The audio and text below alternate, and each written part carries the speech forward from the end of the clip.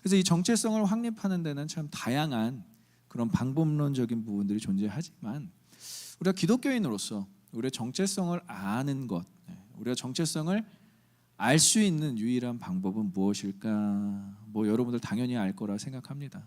우리의 정체성은 하나님을 먼저 아는 것에서부터 시작합니다. 나는 누구인가? 나는 뭘 해야 되는가? 나는 뭘 먹어야 되는가?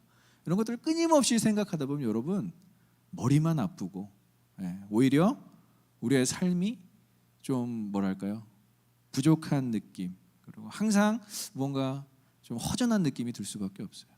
그러나 우리의 아버지 되시는, 우리를 지으시고 만드신 그 풍성한 하나님을 알 때만이 우리의 정체성을 확인할 수 있고요. 그리고 그 정체성을 확인한 그 과정 가운데서 만족감을 느낄 수 있다는 것이죠. 저와 여러분들이 오늘 하나님을 알기를 소망하고 축복합니다. 하나님을 아는 것에서부터 우리의 정체성이 시작된다는 거예요. 따라해볼까요? Knowing God. Knowing God. 하나님을 알자. 힘써 하나님을 알자.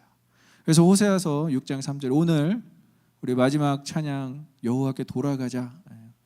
여호와께 돌아가자.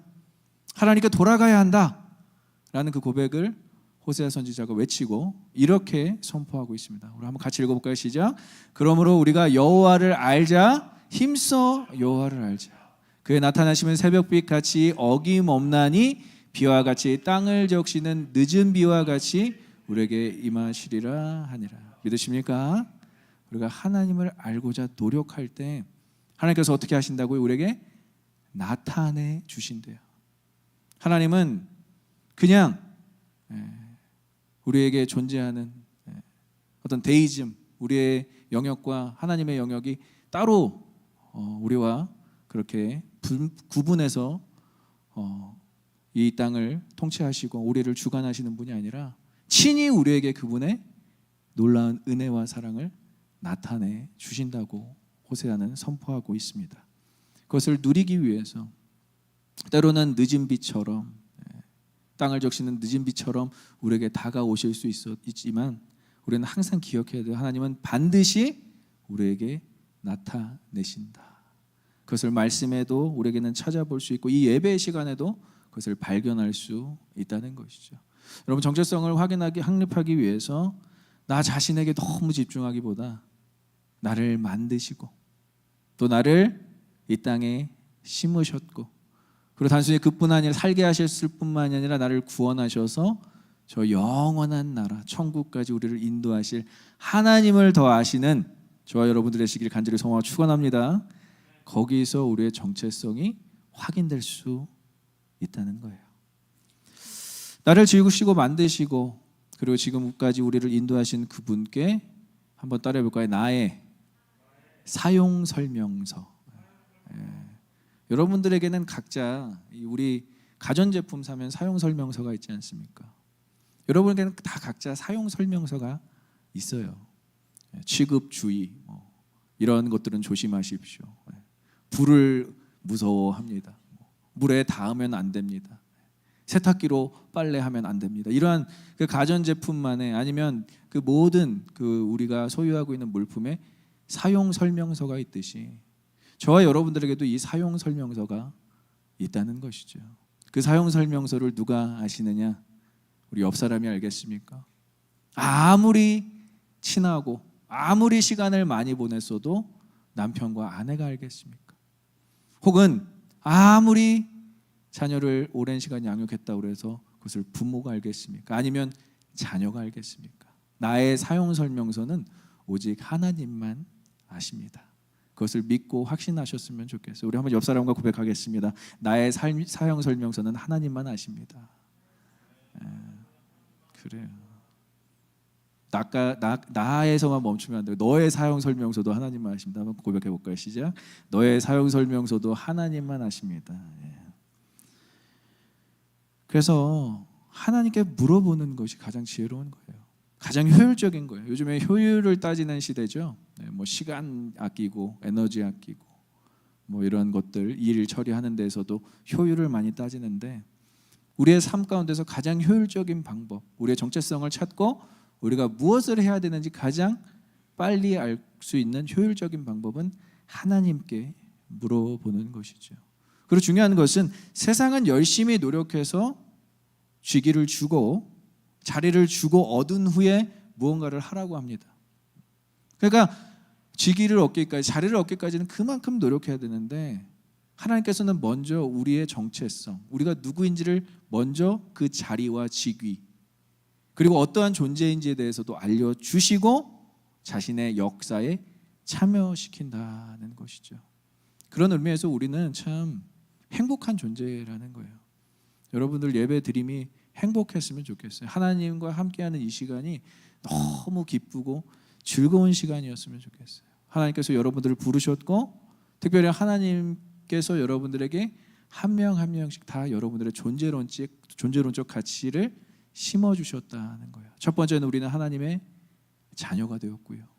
또 하나님의 백성이 되었습니다. 그 외에도 더 많은 명칭들이 우리에게 존재하지만 그 명칭조차 누가 주셨냐? 하나님께서 주셨다는 것이죠. 그래서 그 명칭을 갖고 시작하는 인생과 그 명칭, 그 직위, 자리를 얻으려고 노력하는 인생과 너무나 큰 차이가 날 수밖에 없다는 거예요. 그래서 여러분들은 하나님과 동역하며 동행하며 살아가는 것이 이제 모든 그 결과를 열매로 볼 수 있어야 한다는 것이죠. 여러분 노력해서 얻는 것은 열매라고 할 수 없습니다. 열매는 물론 심기는 하겠죠.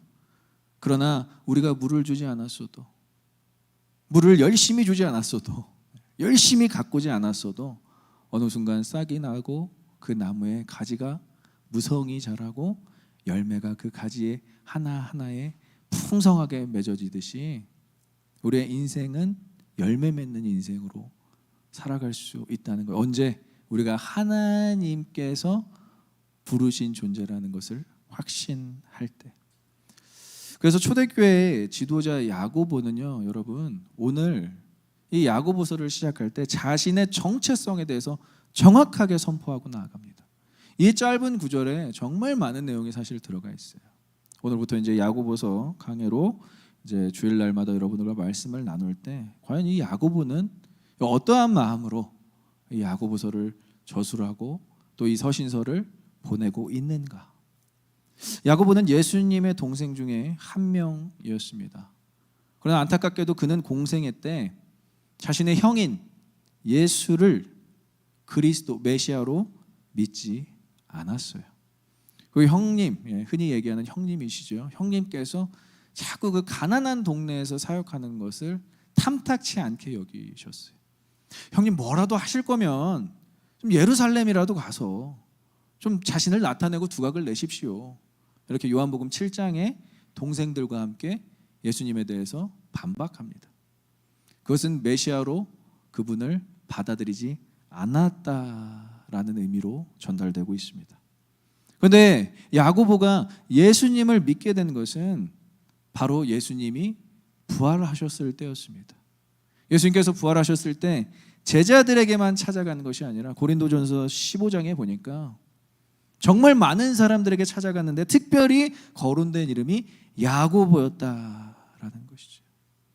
그래서 여러분들 신앙생활을 하기 위해서는 우리가 십자가에 달려 죽으신 주님이 믿어져야 되지만, 나를 위해서 나의 죄를 위해서 죽어주신 주님이 믿어져야 되지만, 더 나아가 부활하신 주님이 믿어지는 것, 거기서부터가 신앙생활의 출발이에요. 그래서 여러분들이 이 신앙생활을 하는데 기쁨이 전혀 없고 예배 드리는데 아무런 감격이 없고 말씀을 보는데 이게 도대체 무슨 얘기야, 이렇게만 된다면 여러분들은 그리스도의 십자가를 믿는 것부터 확인해야 되고요. 그 다음에 내가 진짜 죽으시고 부활하신 주님을 만났는가, 거기서부터 시작돼야 된다는 거예요. 그러니까 야고보도 예수님의 동생, 흔히들 우리가 얘기하면 믿음이 있을 수밖에 없는 상황과 환경이었는데도 믿지 않았다라는 거예요. 여러분 아무리 모태신앙이고 아무리 주변에 좋은 기독교인들이 있다고 해도 내가 믿지 않으면, 내가 도무지 믿어지지 않으면 안 되는 거예요. 그런데 부활하신 주님을 딱 보고 믿어지는 순간 크리스천, 그리스도인, 예수님을 따르는 제자가 되는 것이죠.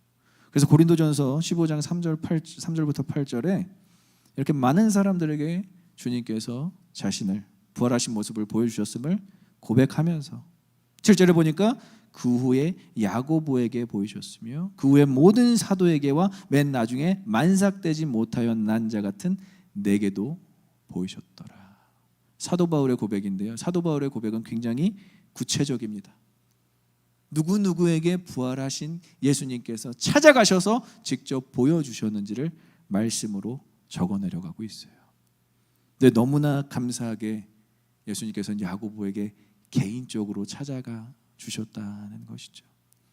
여러분, 예수님께서는 여러분들과 개인적인 관계를 맺고 싶어 하십니다. 우리가 예수를 믿는 것은 우리의 예수 그리스도, 우리 교회의 예수 그리스도 되지만 나의 주님, 나의 예수 그리스도가 되어야 합니다. 그렇게 되기 위해서는 여러분 뭘 믿어야 된다고요? 주님의 십자가를 믿으셔야 합니다. 그리고 주님의 십자가 이후에 3일 만에 그분께서 부활하셔서 다시 우리에게 이 땅에 찾아오셨을 뿐만이 아니라 지금은 하늘에서 하나님 보좌 옆에서 우리를 위해 중보하신다는 사실도 믿으셔야 한다는 것이죠. 여러분들의 신앙생활이 여기서부터 시작돼야 된다는 것을 야고보와 사도 바울이 강조하고 있는 거예요. 여러분 예수님을 믿으십니까? 예수님을 믿으세요? 네, 우리에게 그것에 대한 확신이 있었으면 좋겠어요. 만약에 믿어지지 않는다면 여러분들 더 말씀 묵상하시고요. 더 예배 가운데 나오셔서 기도하시고요. 이 믿음이 없이는 이 땅을 살아갈 수가 없습니다. 반드시 예수 그리스도를 믿는 믿음으로 승리하시는 저와 여러분들 되시길 소망하고 축원합니다. 그래서 야고보의 너무나 분명한 정체성을 한 절에 다 담아서 소개하는데 딱 이렇게 표현하고 있어요. 우리 1절을 다시 한번 볼까요? 1절을 다시 보면 야고보서 1장 어떻게 쓰여 있죠? 여러분들의 목소리로 한번 고백하겠습니다. 시작.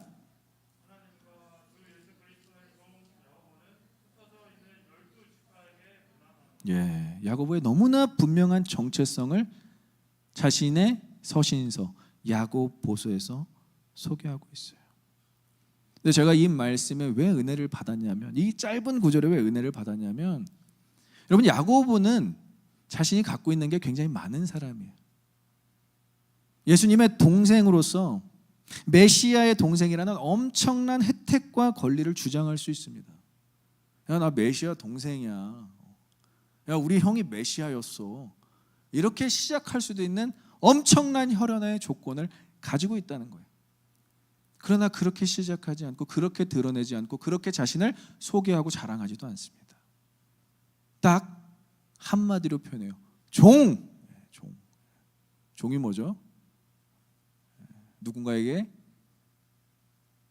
팔려서 누군가에게 살아서 일꾼으로서 집안을 돕거나 아니면 어떤 기관을 돕거나, 이 당시 때 로마 시대 때 종은 아주 비참한 인생을 살았는데 종이라는 표현을 쓰면서 자신의 정체성을 소개하고 있습니다.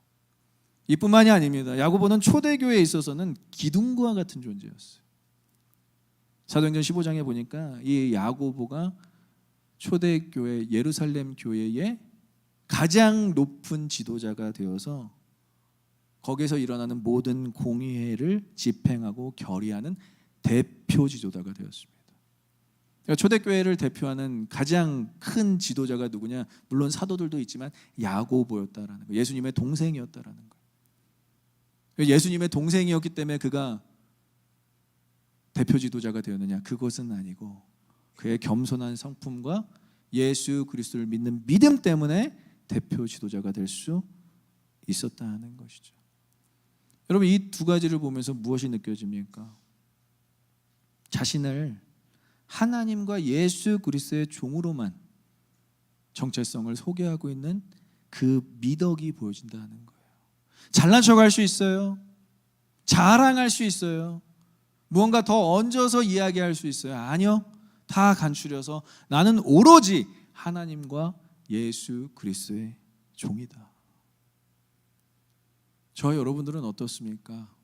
살면서 여러분들이 아마 명칭이 많이 얻게 될 거예요. 뭐 누구는 대표가 될 수 있고요. 또 누구는 또 회사의 또 매니저가 될 수 있고요. 또 누구는 또 아빠가 될 수 있고 엄마가 될 수 있고 남편과 아내가 될 수 있고 여러 가지의 명칭이 존재해요.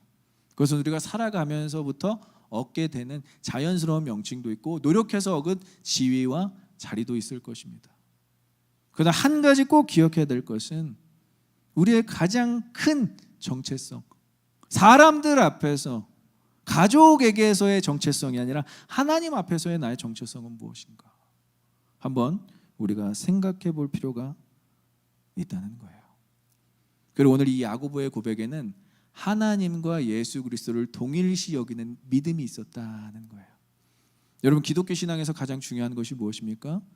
하나님은 예수 그리스도이시고 예수 그리스도는 하나님이시라는 거예요. 예수 그리스도는 하나님이셔서 자신의 하나님의 본체라 동등됨을 여기지 아니하시고 죽기까지 낮아지셔서 겸손함을 우리에게 보이신 하나님이시라는 거예요. 그래서 예수 그리스도를 믿을 때 우리는 하나님이라고 표현을 합니다. 여기서 그 두 가지 단어를 명시하고 있는 건 자신의 믿음의 고백인 거예요. 신앙의 고백인 거예요. 우리가 하나님을 믿는다고 할 때, 예수님을 믿는다고 할 때 어느 한 가지도 빠져서는 안 된다는 거예요. 이 두 가지가 다 우리의 신앙 고백이 되어야 된다는 거예요. 우리 한번 우리 신앙 고백 예배 시간에 없으니까 함께 고백할까요? 나는 하나님을 믿습니다. 나는 예수님을 믿습니다. 이것이 우리의 신앙 고백이 되길 간절히 소망하고 축원합니다. 하나님과 예수님을 동등하게 여겨야 된다는 거예요. 여러분, 여기서부터 뭐 헷갈리고 이거 좀 배워야 될 것 같은데 그러면 성경 공부를 꼭 하세요, 여러분. 이게 정립이 안 되면 여러분 아무리 설교를 들어도 아무리 찬양을 해도 다 이 얘기예요. 다 이 얘기. 예수님은 하나님이시다. 하나님께서 예수 그리스도를 자신의 아들을 이 땅 가운데 보내셨다. 그것이 우리의 가운데 믿음이 되어야 예배가 가능한 것이고 기도가 가능한 것이고 찬양이 가능한 것이지, 그 믿음 없이 예배를 드린다면 여러분 진짜 어렵습니다.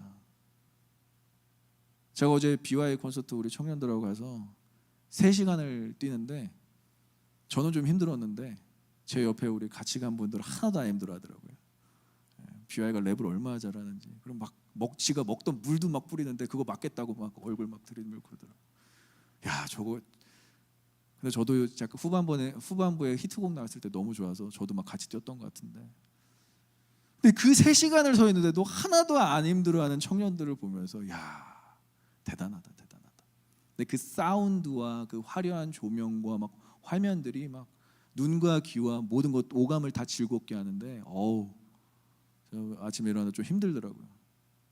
물론 너무 은혜로웠지만 중요한 것은 여러분들의 예배가 온전해지기 위해서, 여러분들의 기도가, 여러분 기도 어렵잖아요. 근데 기도가 쉬워지기 위해서, 여러분 찬양이 그 감격 가운데 드려지기 위해서 무엇을 하셔야 된다고요? 먼저 하나님을 믿으셔야 된다는 거예요. 예수님을 믿으셔야 된다는 거예요. 저와 여러분들이 거기서부터 시작해야 된다는 거예요. 그래서 하나님과 예수님을 동일시하는 고백인과 동시에 하나님과 예수 그리스도의 종이라는 것은 자신의 사명까지도 정확하게 알고 있는 고백이라는 거예요. 하나님을 알 때 우리가 무엇을 해야 될지 알게 됩니다. 하나님을 알고 믿을 때 우리가 이제 무엇을 해야 될지 그때부터 시작하게 된다라는 거예요. 여러분 너무 애쓰지 마세요. 하나님을 알지도 못하고 예수 그리스도를 믿지도 않는데 우리의 삶에서 확 일어나는 일 가운데 엄청난 결과가 있을 거라고 착각하지 마세요, 여러분. 그것은 여러분들 스스로가 모른다라는 거예요. 우리가 아무리 MBTI를 검사하고 아무리 상담을 받고 아무리 많은 사람들을 만나서 교제를 해도 우리는 우리에 대해서 알지를 못해요. 우리가 하나님을 모른다면. 근데 여러분들이 하나님을 아는 순간 여러분들이 뭘 해야 될지, 내가 정말 누구인지. 그래서 성경의 대표적인 인물 모세와 바울을 꼽을 수 있는데, 모세와 바울도 하나님을 만났을 때, 그들이 모세가 시내산에서 만나고 바울이 다메섹에서 주님을 만났을 때, 예수 그리스도를 만났을 때 모세가 물어봐요. 당신은 누구십니까? 거기서부터 시작하는 거예요. 거기서부터. 당신은 누구시며 내가 무엇을 해야 합니까? 바울도 마찬가지예요. 눈이 멀고 주님이 찾아왔을 때 누구십니까? 나는 너가 핍박하는 예수다. 사울아 사울아 왜 나를 박해하느냐? 그리고 너는 이방 성교에 내가 세운 그릇이 될 것이다 라고 거기서의 부르심이 나타나는 것이죠. 청년의 시기, 또 젊은 분들, 또 젊은 가정들, 여러분들의 그 정체성을 하나님 안에서 발견하셨으면 좋겠어요. 우리는 우리 자신과 하는 일에 대해서 얼마나 아는가. 오늘 야고보가 자신을 종이라고 표현했던 것은 자신의 사명에 대해 사명 선언문이라고 할 수 있어요. 나는 종입니다. 하나님과 예수 그리스도의 종입니다. 그러나 아까도 이야기했지만 이 종이란 단어에 두 가지 의미가 있어요. 첫 번째는 필요한 종. 둘로스라는 개념이 헬라어 단어로 필요한 종을 착출하는 거예요. 실제로 노예 중에서는 군인도 필요했고요. 또 뭔가 특정 기술을 갖고 있는 사람들이 필요했어요. 그래서 필요한 종은 그렇게 사서 쓰는 제도가 바로 둘로스 제도였습니다. 그런데 오늘 야고보가 쓰는 단어는 조금 틀려요. 영어 성경에 보니까 slave라고 적혀 있어요. slave라고. 일꾼이 아니라 월커가 아니라 오피서가 아니라 slave라고 적혀 있어요. slave는 뭐죠? 노예. 자신을 하나님의 노예, 자신을 예수 그리스도의 노예. 근데 지금 야고보의 어조가 다운되어 있나요? 야고보의 어조가 굉장히 자신을 비참하게 그려내나요? 아니요. 나는 하나님의 종으로서 자랑스럽고 나는 예수 그리스도의 종으로서 자랑스럽다. 그분에게 소유된 것이 너무나 감사하다라는 그러한 표현으로 오늘 적혀져 내려가고 있다는 것이죠. 야고보는 자신의 위치를 종에 둠으로써 하나님과 예수 그리스도에 귀속되어 있는, 하나님과 예수 그리스도가 소유하고 있는 존재임을 감사해하고 있다는 거예요. 저와 여러분들이 예수님 때문에 구원받았다면 이제 누구 거가 됐죠? 예수님 것이 되었다라는 것이죠. 더 이상 여러분들은 여러분들의 삶에 여러분들이 주인이 아니라 하나님이 여러분들의 주인이 되셔서, 아까 우리가 고백했잖아요. 하나님의 부르심에는 결코 실수가 없는데 그의 부르심에는 우리의 삶에서 주인 되시겠다라는 의지가 반영되고 있다는 거예요. 그래서 우리가 서로에 대해 물어볼 때 당신은 하나님의 것입니다라고 이야기를 할 수 있어야 된다는 거예요. 우리가 우리 스스로가 소유 주장을 하는 것이 아니라 하나님께서 우리를 구원하셨다면 하나님께서 우리를 소유하고 계시고 하나님께서만이 우리의 소유권을 주장하실 수 있다는 거예요. 그래서 그는 야고보는 평생 예수님의 부활체를 보자마자, 예수님보다 한 3-4살 어린 걸로 추정되고 있는데, 그러면 그는 한 30대부터 60대까지 평생을 예수님만 바라보며 살았고 하나님의 종으로 살았고, 그리고 외경에 의하면 요세푸스 같은 그 외경에 의하면 그는 주후 60년경에 AD 60년경에 돌에 맞아서 순교하게 됩니다. 여러분, 초대교회 지도자가 돌에 맞아서 죽는 게 가당치나 한 일일까요? 그런데 야고보는 가장 박해가 심했던, 로마 제국으로부터 가장 기독교 박해가 심했던 주후 60년경에 광장에서 돌에 맞아서 죽게 됩니다. 그게 바로 종의 인생이었다라는 거예요. 그러나 그는 한 번도 예수님을 따르는 것에 대해서, 예수님의 제자로 살아가는 것에 대해서, 예수님의 종으로 살아가는 것에 대해서 후회함이 없었다라는 것이죠. 그래서 저는 야고보서를 개인적으로 굉장히 좋아합니다. 야고보서의 내용에서 엄청나게 강조하는 것은 신앙의 절개예요. 정결함, 행위로부터 우리가 나타낼 수 있는 믿음, 이런 견고한 믿음이 계속해서 우리에게 명령으로 하달되고 있어요.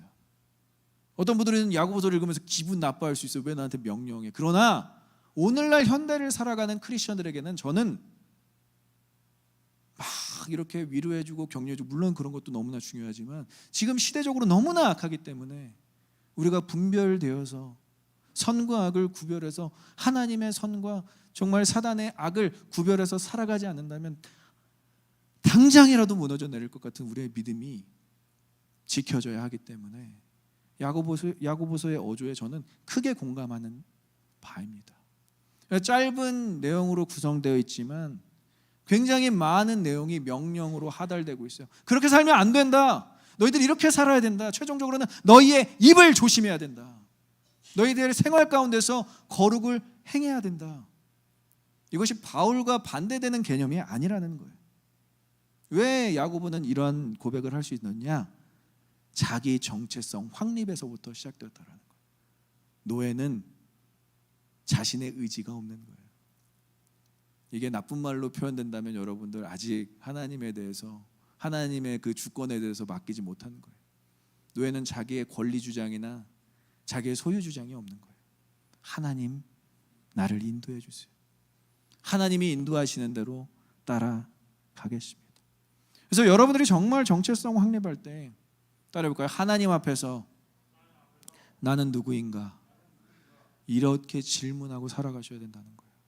나는 누구인가? 나는 누구니? 네가 볼 땐 난 누구라고 생각하니? 인스타에 올라간 모든 사진이 나를 표명한다면 얼마나 거짓되겠습니까? 여러분 그 보정 후와 보정 전 사진 보신 적 있나요 혹시? 저 충격받았어요. 아예 다른 사람을 올려놓더라고요. 다행히 우리 공동체에는 없는데 저 그 보정 전과 보정 후 아예 다른 사진을 올려. 이거는 그냥 내가 아니야. 그냥 다른 사람을 올려놓고 나야 이렇게 이야기하는 거예요. 그건 가면 수준이 아니라 완전 다른 사람을 올려놓고 나라고 이야기하는데 그 인생이 얼마나 허무하겠습니까? 야고보는요 오늘 하나님 앞에서 찾은 자기 정체성에 대해서 확신을 갖고 편지를 쓰고 있는 거예요. 누구에게? 12지파에게, 모든 기독교인들에게. 그래서 하나님과 그리스도의 종으로서 그의 사명을 두 가지로 한번 알아보도록 하겠습니다. 첫 번째, 한번 따라해볼까요? 디아스포라를 위한 사명. 좀 더 크게, 디아스포라를 위한 사명.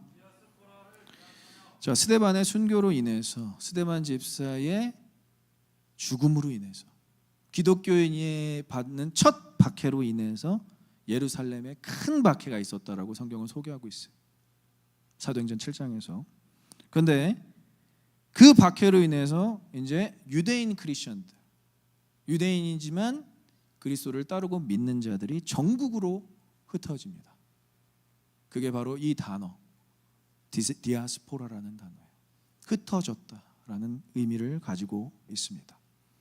또 여러분, 흩어진 사람들의 신앙을 우리가 한번 추측해 볼 수가 있어요. 그려내 볼 수가 있어요. 첫 번째는 예루살렘에서 이제 흩어졌으니까 본인들 그 각자 속한 그 각국에서 하나님 나라를 확장하려고 노력하고 고귀한 삶을 살고자 분투했다라는 거예요. 제가 왜 이 분투라는 단어를 쓰냐면 싸웠어야만 했다라는 거예요. 크리스천으로 살아가기 절대 쉽지 않은 로마 통치국들에 흩어져 있었다라는 것이죠. 이방신이 만연하고 이방 문화가 만연한 신전이 막 높게 서 있고, 여러분 로마 그리스 문화 아시잖아요. 얼마나 다양한 신들을 섬겼는지. 그러한 세상 가운데서 크리스천으로 살아가게 분투했다라는 거예요. 치열하게 싸웠다라는 거예요. 여러분들이 오늘날 크리스천으로 살아가기 어렵다면 그건 잘 가고 계신 거예요. 전 오히려 여러분들이 어렵다라는 부분에 있어서 저는 공감합니다. 정말 쉽지 않은 세상 가운데 살아가고 있어요. 기독교인들이, 크리스천들이, 특히 크리스천 청년들이 정말 어려운 삶 가운데서 살아가고 있어요. 우리는 조금 상황이 나아졌다면 그들을 위해서 중보해야 돼요. 그 분투라는 것이 계속 이루어져야 된다는데 이들은 나름 분투했다라는 것이죠. 초창기에는. 그런데 두 번째는 다른 민족도 아니고 로마 사람들도 아니고 이방인들도 아니고 유대교를 신봉하는 그 내셔널리즘을 갖고 있었던, 울트라 내셔널리즘을 갖고 있었던 유대인들이 이 디아스포라 기독교인들을 박해하기 시작했다라는 거예요. 얼마나 서럽습니까? 나랑 같은 민족인데, 나랑 같은 땅 출신인데 다른 이방인들도 아니고, 오히려 이방인들은 초창기에는, 기독교 초창기에는 반기는 문화였어요. 왜냐? 또 다른 신이 나타났다, 또 다른 교리가 나타났다, 또 다른 어떤 그 릴리저스가 나타났다, 이렇게 받아들였지 그들을 박해하거나 그들을 멸시하지 않았다라는 거예요. 사도행전 17장만 보더라도 알아요. 너희가 종교심이 많다라고 아테네에서 고백할 때 수많은 신을 섬기는 사람들이 오히려 바울을 추종합니다. 아레오바고에서 그의 변론을 듣습니다. 그런데 디아스포라에 흩어져 있는 유대인들이 누구한테 박해를 당하기 시작했다고요? 같은 민족에게. 얼마나 서러운 인생이었냐는 거예요. 그리고 이러한 것들을 한번 다 느꼈을 거예요. 아, 집 나가면 고생이구나. 집 나가면. 여러분, 이민 생활 처음 시작할 때 어떻습니까? 큰 꿈을 안고 왔다가 제일 처음 충격받는 게 뭐죠? 각자 다 다를 거라고 생각하지만 저는 DMV였습니다. DMV. 거기서 리젝 당하고 계속 리젝 당하는데 떠나고 싶었어요. 미국을. 나를 왜 이렇게 괴롭히나. 뭐 하나 하더라도 서류 미비로 또 집에 돌려보내고, 뭐 하나 하더라도 뭐 안 갖고 왔다 또 돌려보내고, 아주 운전면허 따는데 이렇게 힘들면은 내가 이 나라에서 어떻게 살겠나. 거기서부터 좌절이 오더라고요. 그런데 그런 거를 넘어서 지금 같은 민족에게 박해와 멸시를 받는 이 디아스포라 유대인들의 마음 가운데 얼마나 상처가 많이 있었을까요? 그리고 최고로 힘들었던 부분은 경제적 부분이었습니다. 직업도 가족도 재산도 다 유대 땅에 두고 온 그 흩어진 자들, 그 흩어진 자들을 누구 하나 반겨줄 곳은 없었다라는 거예요. 그러니까 이 디아스포라 유대인들이 힘들어서 붙잡았던 게 세속화였다라는 거예요. 세상 유혹에 그냥 넘어갔다는 거죠. 자신들의 그 거룩함과 정결함을 포기하고, 나 그냥 신앙 포기하고 살래. 나 더 이상은 이거 못하겠어. 마치 오늘날 우리 젊은 세대를 보는 것 같지 않습니까? 세속화를 하지 않으면 더 이상 살 수가 없는, 경제적인 부분까지도 다 막혀버리는 그러한 현실 가운데서 그들은 세속화되기 시작했다는 것이죠. 근데 이러한 문제를 보면서 제일 가슴 아팠던 사람, 물론 다양한 사람들이 가슴 아팠겠지만 야고보가, 예루살렘 교회 초대 지도자 야고보가 이 안타까운 현실을 보면서 디아스포라 유대인들에게, 기독교인들에게 서신을 보낸 것이 바로 야고보서였다는 거예요. 그는 사명감이 있었던 거예요. 얘들아, 세속화되지 마. 얘들아, 신앙 포기하지 마. 우리가 믿은 지 얼마 되지도 않았잖아. 지금 우리가 예수를 따른 지 얼마 되지도 않았잖아. 그러니까 야고보서의 어조가 강할 수밖에 없다니까. 여러분, 신앙을 포기하려고 하는, 믿음을 저버리려고 하는, 쓰는 그 서신서에 약한 어조로 되겠습니까? 강한 어조로 선포하는 거예요. 너희들이 이렇게 살았으면 좋겠어. 세속화되지 않았으면 좋겠어.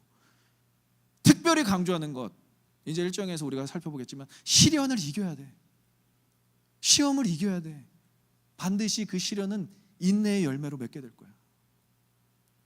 여러분, 오늘날 우리 기독교인들이 살아가면서 제가 가장 필요한 게 뭔가 생각해 봤더니 인내더라고요. patience. 이 patient가 없으면 당장 우리가 하루를 살아가는 데 있어서 신앙을 저버릴 수가 있겠더라고요. 신앙을 포기할 수가 있겠더라고요. 그래서 야고보서는 가장 먼저 쓰여진 책입니다, 여러분. 늦게가 아니라 먼저 쓰여진 책이지만 역사적으로는 그 내용 때문에 정경으로 채택되기까지는 가장 늦은 시간이 걸렸어요. 그리고 종교개혁자 마틴 루터는 이 야고보서를 지푸라기 복음이다, 반쪽짜리 복음이다라고 폄하했어요. 왜? 이 믿음과 은혜가 막 나타나지 않으니까, 행위가 막 나타나는 것 같으니까. 근데 여러분, 이 절박한 사람이, 이 디아스포라 유대인들의 그 절박한 상황 속에서 이 값싼 은혜, 너희들이 다 누려야 된다, 은혜면 된다, 물론 중요하지만, 물론 은혜지만, 물론 믿음이지만 그들의 삶의 실질적인 지침서가 필요했다라는 것이죠. 그래서 훗날 야고보서는 신약의 아모스서다, 신약의 잠언이다 라고 불릴 만큼 성도들의 삶에서 반드시 맺어져야 되는 열매를 강조하고 있다는 것이죠. 여러분, 믿음이 있다면 우리의 삶 가운데서는 반드시 열매가 있어야 돼요. 그 열매는 행위로 나타날 수 있고요, 그 열매는 우리의 풍성해지는 상황과 환경이 될 수도 있고요. 근데 저는 오늘날 이 땅을 살아가는 크리스천들에게 도전하고 싶은 것은 행위도 중요하다라는 이야기를 하고 싶습니다. 우리의 작은 행동 하나하나가 여러분들의 스스로의 명칭, 하나님의 자녀, 하나님의 백성, 교회를 나타내는데 도구가 될 수 있고 증거가 될 수 있다라는 거예요. 오늘날 기독교가 값싼 은혜, 물탄 복음으로 전락해버리면서 우리가 믿는 이 진리가 얼마나 고귀한 가치인지를 잊어버리고 있다는 거예요. 예수님께서 우리를 위해 죽어주신 그 가치가 너무 퇴색되고 있다는 거예요. 너무나 값없음 되고 있다는 거예요. 그 가치가 얼마나 고귀한지, 그 생명의 가치로 우리를 살려내셨는데. 그래서 야고보서는 여러분 행위 구원을 강조하는 것이 아니라 구원의 가치와 무게가 우리를 거룩한 삶으로 이끈다. 그 구원의 거룩한 무게와 가치가 우리의 삶의 열매를 맺게 한다는 것을 강조하고 있는 것입니다.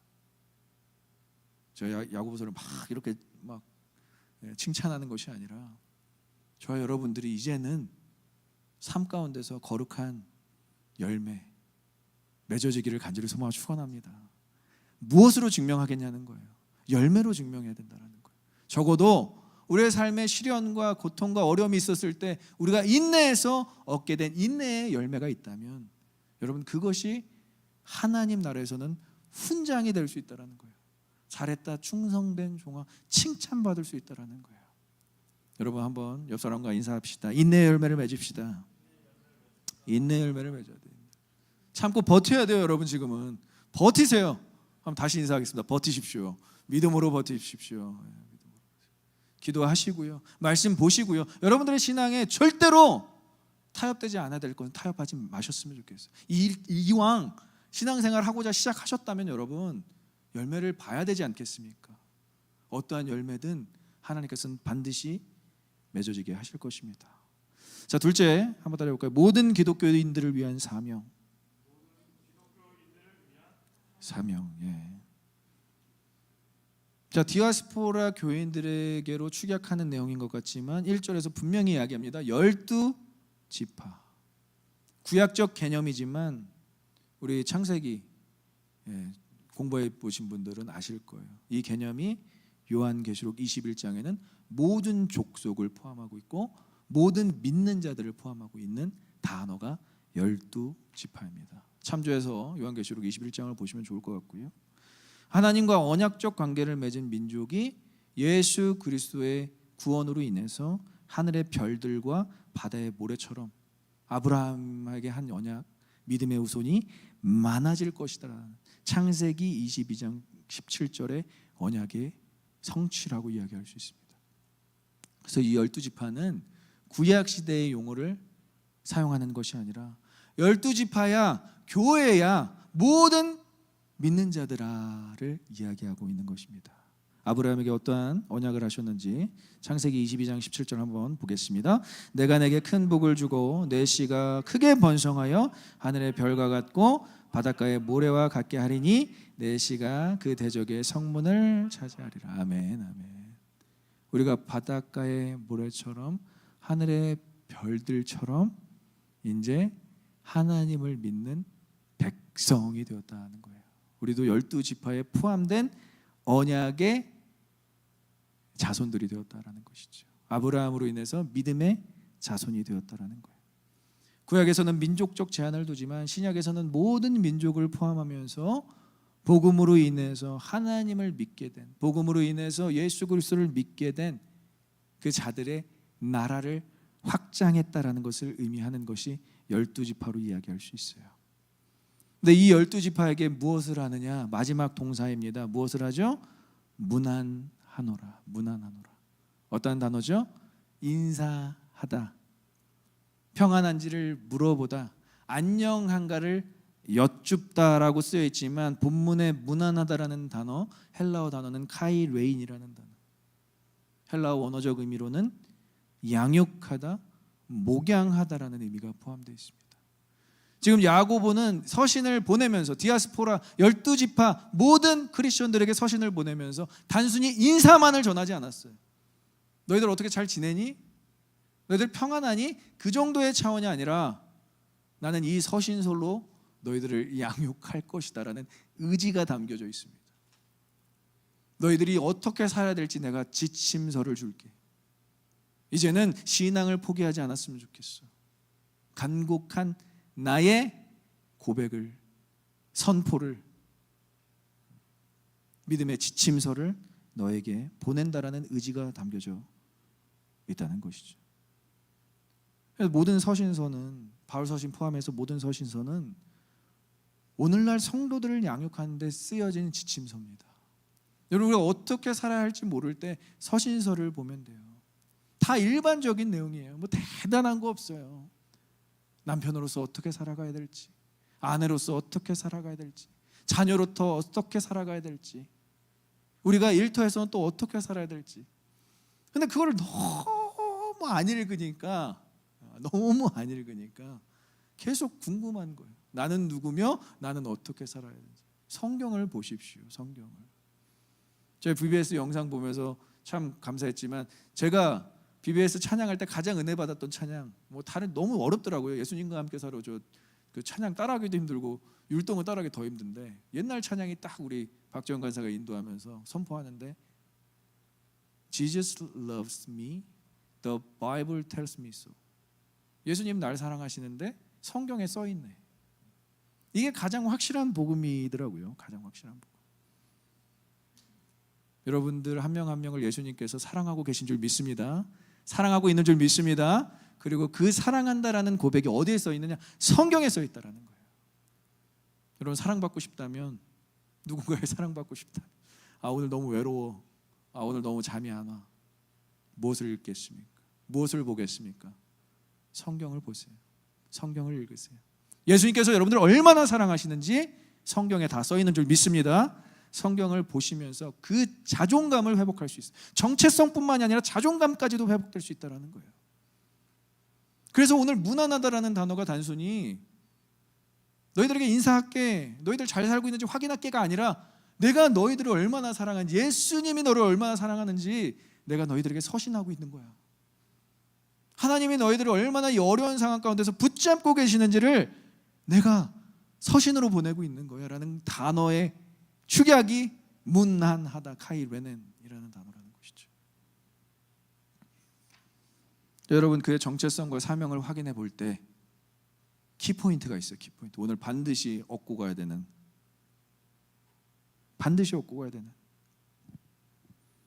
정체성과 사명, 하나님과 예수 그리스도 안에서 발견된 그의 정체성을,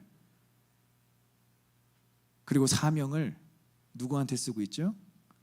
타인에게 쓰고 있는 거예요. 타인에게, 남에게. 여러분, 진짜 어렵고 힘들고 자존감이 낮아질 때 차라리 봉사활동을 하십시오. 그것이 교회가 선교를 해야 되는 이유입니다. 자신의 정체성을 확인하고 사명을 받았는데 무엇을 해야 될지 모를 때 남을 위해 무언가를 하잖아요. 예수님처럼, 바울처럼, 야고보처럼 남을 위해 무언가를 하게 되면 자신의 사명이 확신을 얻게 돼요. 자신의 사명에 똑똑 확신을 얻게 돼요. 나 자신이 바라보는 나가 아니라 하나님이 바라보는 나, 나에게 섬김을 받은 사람이 바라보는 내가 가장 객관적으로 평가받을 수 있다는 것이죠. 내가 바라보는 나는 한없이 약하고 초라하고 성숙하지 못하고 나약한데, 하나님이 바라보는 나는 얼마나 고귀한 존재인지, 그리고 내가 섬긴 작은 섬김으로 인해서 기뻐하고 즐거운 사람이 나에게 던지는 한마디가 나를 얼마나 세워주는지. 저는 여러분들이 다 그렇게 되길 소망합니다.